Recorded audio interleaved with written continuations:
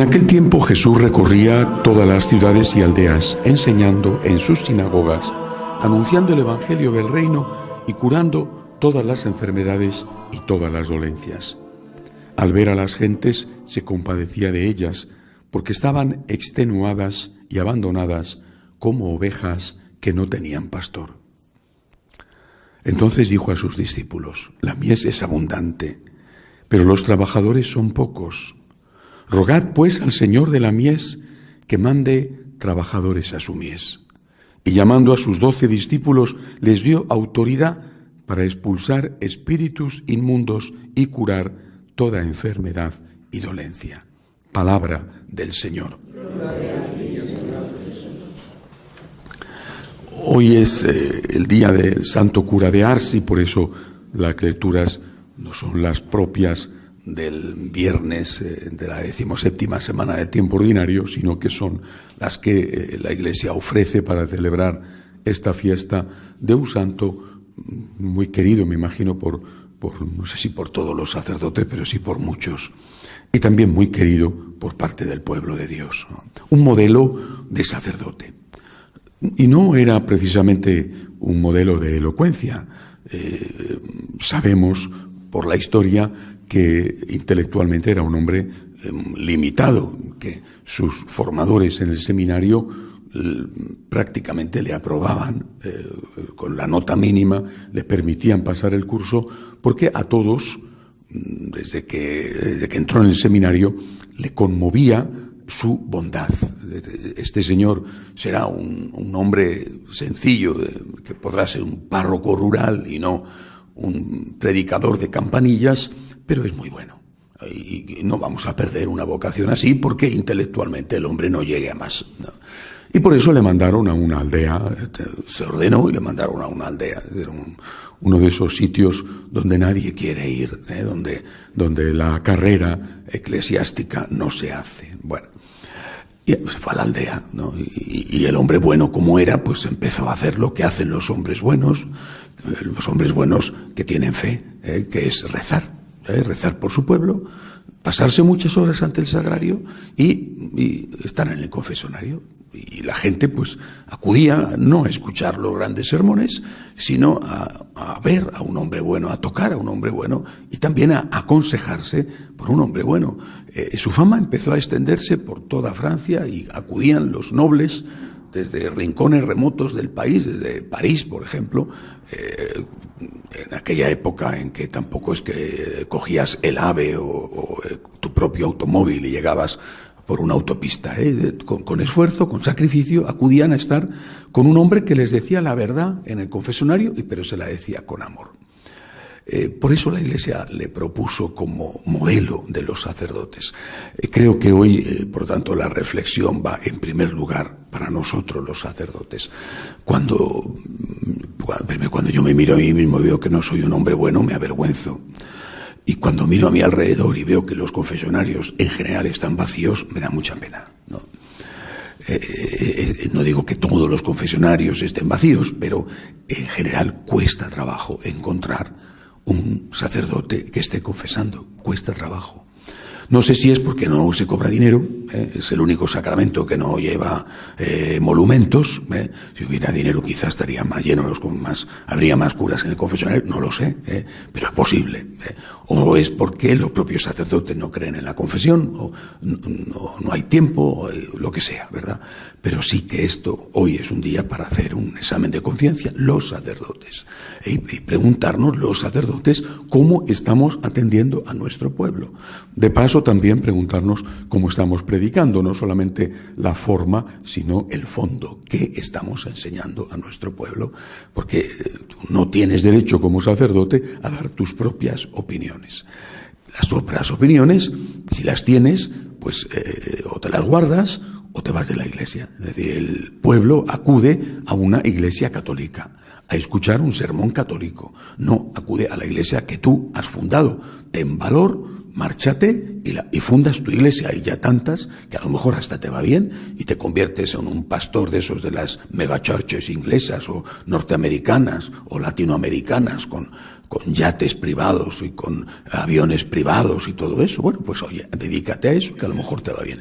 Pero si eres cura católico, tienes que enseñar la doctrina católica y tienes que poner al servicio del pueblo católico los medios de santificación que el pueblo necesita, entre ellos la confesión. Pues yo creo que esto es lo primero para reflexionar hoy, repito, yo como sacerdote y mis hermanos en el sacerdocio. Junto a esto, creo que hay que meditar también sobre otra cosa. Y hay que hacerlo en el momento presente. Porque hay mensajes que valen para siempre y hay mensajes que son necesariamente actualizables, ¿verdad? San Juan María Vianney no fue un hombre con poder, no fue un cardenal Richelieu que manejaba los destinos de Francia y de Europa. No fue un cardenal secretario de Estado, que no fue un papa, no fue un hombre con poder. Y sin embargo tuvo una extraordinaria influencia a través de su ejercicio del sacerdocio, no a través de otra cosa. Yo creo que la meditación que hoy hay que hacer es: ¿cuál es el poder que tiene la Iglesia? ¿Lo tiene? Esta mañana me he levantado un poco más temprano para poder escribir el artículo que habitualmente mando al diario ABC cada semana. Y estaba meditando estos días sobre las declaraciones que ha hecho esta semana el arzobispo de Caracas, el cardenal Urosa, un hombre extraordinario, realmente un ejemplo de pastor. Y esta semana, en vista de los desastres y las matanzas en Venezuela, le ha dicho abiertamente a Maduro, al dictador, le ha dicho que tendrá que dar cuentas ante Dios de los crímenes que tiene, y también ha dicho que los jefes de las Fuerzas Armadas tendrán que dar cuenta ante Dios de los crímenes que están cometiendo. Estoy seguro de que Maduro, delante de las palabras del cardenal Urosa, ni se ha inmutado o se ha echado a reír, y los asesinos, los gorilas que están mandando el ejército venezolano, exactamente igual. Bueno, pero el cardenal ha hecho lo que tenía que hacer. Después de haber hecho antes, con el resto de los obispos venezolanos, después de haber hecho lo de la proclamación de que es una dictadura, de qué tal, bueno, ha dicho lo que tenía que hacer. Tendrás que dar cuenta a Dios. Y meditando sobre esto esta semana me acordaba el momento en que se considera momento de más poder político de la Iglesia. En el año 1077, en la lucha de las investiduras por decidir quién era el que tenía que nombrar los obispos en Alemania, sobre todo aquellos obispos que eran además príncipes electores del imperio, si era el emperador o era el papa el que nombraba obispos, bueno, pues se declara la llamada lucha de las investiduras y el papa Gregorio VII excomulga al emperador. Bueno, el emperador arremete contra el papa se refugia en un castillo italiano de la condesa Matilde, el castillo de Canosa, se refugia en el castillo, y mientras tanto el emperador excomulgado ve cómo una parte importante de los nobles alemanes se levanta contra él. Y ante el riesgo de perder el trono, el emperador acude, pleno invierno, con nieve, acude a Canosa, delante del castillo, descalzo en la nieve, pide perdón al papa. El papa le perdona. Cuando el emperador, perdonado, es decir, levantada la excomunión, vuelve a Alemania, mata, encarcela, en fin, elimina la oposición de los nobles y se revuelve contra el papa de nuevo, que termina perseguido. Pero ese momento, año 1077, es considerado el momento del mayor poder político de la Iglesia. Un papa que depone a un emperador de entonces, el Sacro Romano Imperio Germánico. Bueno, un emperador que pide perdón descalzo en la nieve ante el papa. Madre mía, qué tiempos. Oye, que aquello, no sé si era para bien o para mal, pero al menos tenía un poder. Ojalá hoy el cardenal Urosa o el papa pudieran decirle a Maduro: te excomulgo, y Maduro acudiera a la Catedral de Caracas, no digo en la nieve, porque en Venezuela no hay nieve, ¿no? Bueno, alguna montaña habrá, y allí de rodillas pidiera, perdóname, vale, te perdono, pero tú tienes que acabar con esto, tal. Bueno, ojalá, sinceramente, ojalá, ¿verdad? Pero no, ni Maduro es el emperador, ni estamos en la época del castillo de Canosa. Junto a esto me acordaba de lo que pasó siglos más tarde, cuando después de la Segunda Guerra Mundial se reparte en Europa. Dicen, porque hay confusión entre los historiadores, unos dicen que sucedió antes en una conversación entre el ministro de Exteriores francés Laval y Stalin, y otros dicen que fue en Yalta, en medio de las conversaciones después de la guerra.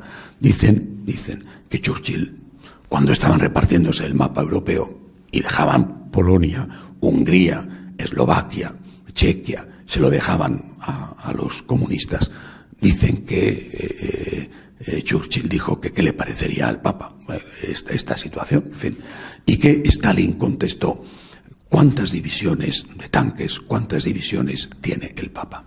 Bueno, el máximo poder, el mínimo poder, la división de Europa se consumó. Esto es un error de apreciación, porque el momento del mínimo poder de la Iglesia, Yalta, año 45, si no me equivoco, 46, Yalta, sin embargo, fue el inicio del momento del máximo poder. Es decir, Polonia quedó en manos comunistas. Bien, muy bien. ¿Pero qué pasó? Que el pueblo polaco, que no tenía espacios de libertad, se reunió en la Iglesia, se atrincheró en la Iglesia. El pueblo polaco creyó en el mensaje de Santa Faustina. El pueblo polaco resistió. El pueblo checo, no tanto, ni mucho menos, ni siquiera el húngaro, el pueblo polaco resistió. Y al final, 50 años después, del 39, en el 89, cayó el muro de Berlín. Es decir, nosotros debemos de considerar de verdad que nuestro poder está en la oración. Nuestro poder está en la fe. Eso no significa que no tengamos que hacer lo que debamos hacer y lo que podamos hacer, como están haciendo los obispos venezolanos, para denunciar las dictaduras. Sería terrible, peor de lo que es, y sería escandaloso que los obispos y la Iglesia venezolana no hubiera hecho oír su voz y se hubiera convertido en un aliado, al menos por el silencio, de un régimen asesino. Ha hecho lo que tenía que hacer. No ha servido de nada, de momento por lo menos. La historia es muy larga, pero ha hecho lo que tenía que hacer. Pero su fuerza, nuestra fuerza, está en la oración. Nuestra fuerza está en la fe. Nuestra fuerza está en las rodillas. No en las rodillas que se postran ante el poderoso. Esos son los que se cambian la chaqueta, dentro y fuera de la Iglesia. Nuestra fuerza está en las rodillas que se postran delante del sagrario.